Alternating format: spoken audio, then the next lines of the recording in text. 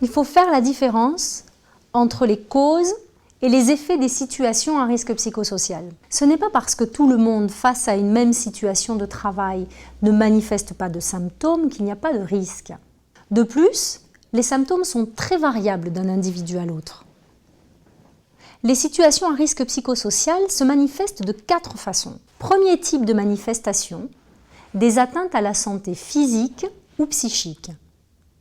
La gravité des atteintes augmente en fonction de la durée d'exposition, avec une première phase composée de troubles du sommeil, irritabilité, anxiété, mais aussi addiction médicamenteuse, agressivité, violence, réduction de l'investissement dans des rôles sociaux externes.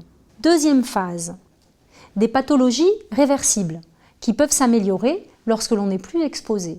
Troubles musculo-squelettiques, hypertension artérielle, dépression, burn-out. Troisième phase, des pathologies irréversibles. Suicide, accident cardiovasculaire, incapacité prématurée. Deuxième type de manifestation, des tensions dans les collectifs. De la violence dans la relation aux usagers, la dégradation du climat social entre l'employeur et les représentants du personnel, des violences internes, conflits de personnes, logique de clan, harcèlement moral, c'est-à-dire exclusion d'individus qui deviennent boucs émissaires d'un groupe. Troisième type de manifestation, risque de maltraitance de l'usager ou baisse de la qualité de la prise en charge. La qualité de vie des professionnels et celle des usagers sont étroitement liées. L'état de santé morale des professionnels a un impact direct sur l'état des usagers et inversement. Dans 70% des cas de maltraitance recensés par les services de contrôle, on repère des dysfonctionnements organisationnels.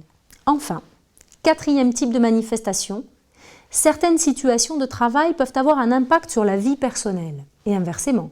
Par exemple, une charge de travail qui déborde à la maison, une situation de célibat géographique, un envahissement émotionnel qui ne se résorbe pas après le travail. Ces situations peuvent rendre difficile l'exercice de son rôle social et parental.